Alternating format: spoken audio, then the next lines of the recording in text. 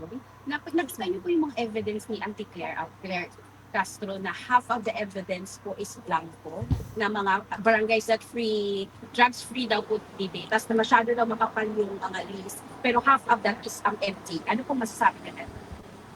Uh, well, it's not surprising coming from the administration, no?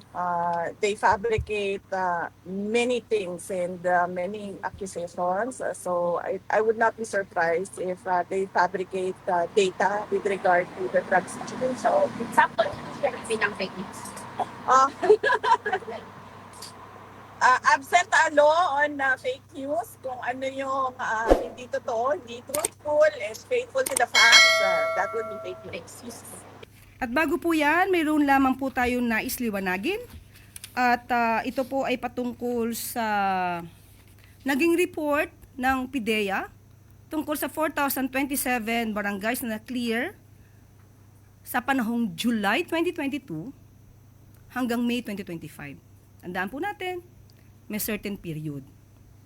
Yung sinasabi po na 20,000 plus na na-clear na barangay, maliwanag po na yun po ay as of June 2025. So maliwanag po na ang binanggit po natin ng 4,027, kahit kayo po ay magtanong sa PIDEA, yan po ay galing sa kanila at hindi po to kung saan lamang hinugot, dahil ang pinapatungkulan po natin ay yung panahon po ni Pangulong Marcos Jr.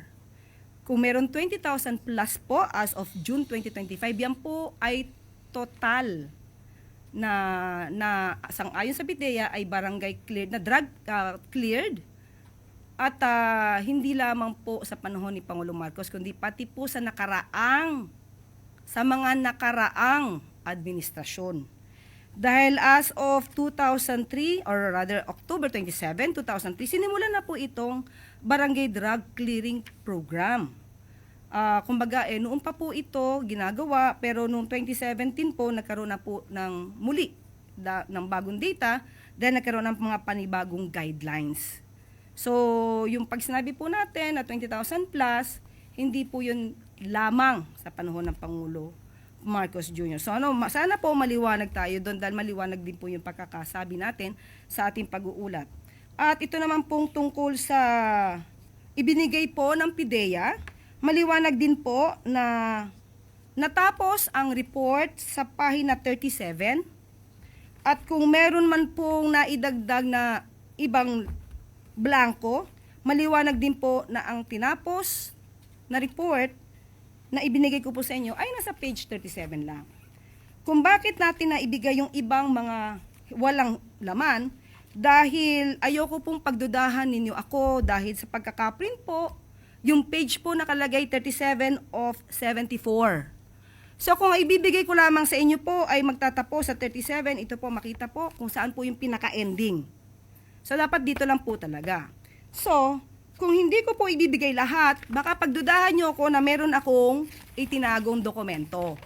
So lahat po ng 74 na papel ay ibinigay ko sa inyo para hindi po kayo magduda. Ngayon, nasabi po yata ng Vice Presidente na ito ay fabricated. So, since kung siya po ay uuwi na ngayon, maaari naman din po niyan tanongin ang PIDEA para sa authenticity ng report na ating ibinigay. Para mas maliwanag lamang po. Kasi ayaw natin sabihin na itong binigay natin ay fake news. Ang mandato nga po natin ay kalabanin ang fake news.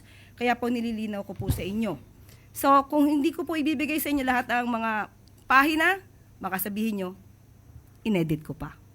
So, muli, kung may panahon po, ang Vice Presidente, bago po siya pumunta, nasa Netherlands po, at after niyang pumunta sa South Korea, kung hindi ako nagkakamali, pwede naman po niya itong tanongin sa PIDEA, dahil siya naman po ay Vice Presidente, para malaman niya kung authentic yung ibinigay ko sa inyong record. Okay. May mahalaga pa po tayong isang announcement.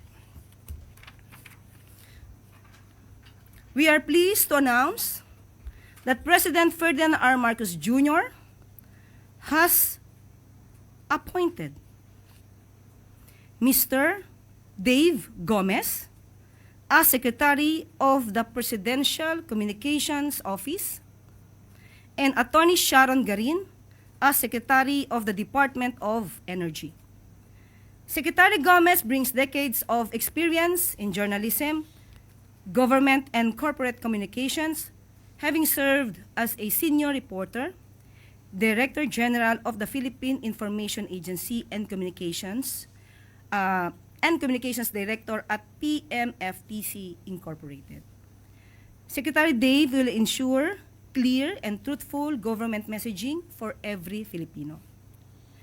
Secretary Garin is a lawyer and CPA with extensive public service experience, having served as a multi-term Iloilo representative and DOE Undersecretary with a strong background in energy policy and legislation to advance accessible, reliable, and sustainable energy for our people. We look forward to their leadership as we strengthen government communications and secure our country's energy needs under bagong Pilipinas.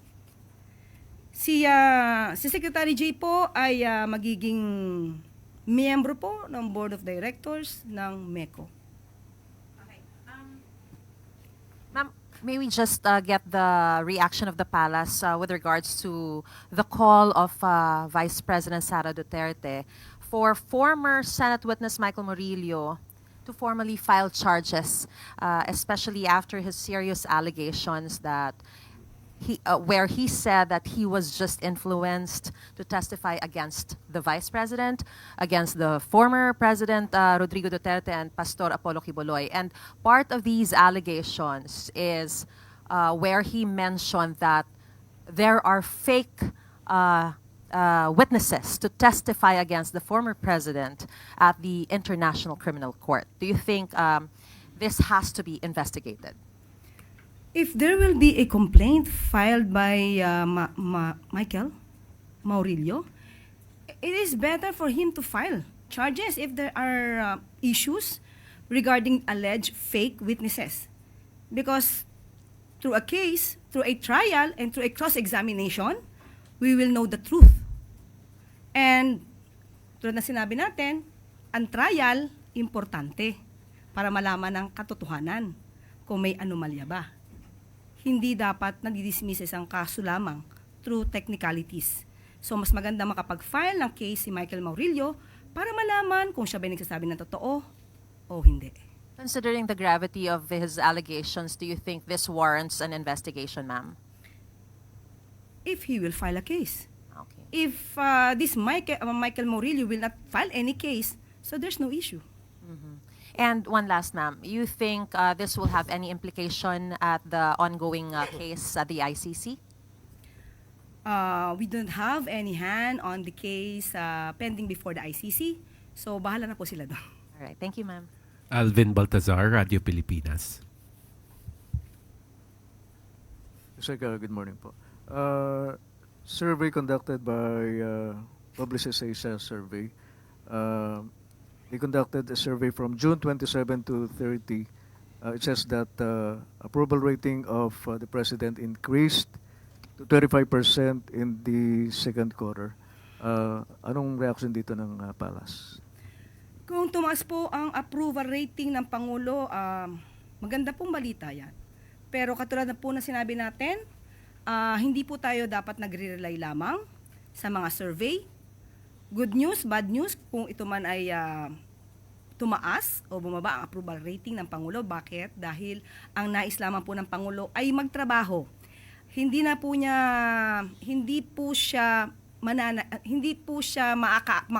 siya maapektuhan ng anumang survey. So, maganda po kung tumaas. Kung bumaba, siyempre hindi maganda. Pero still, hindi po siya maapektuhan ng anumang numero patungkol sa survey dahil trabaho lamang po ang nais ng Pangulo para sa bansa, para sa tao.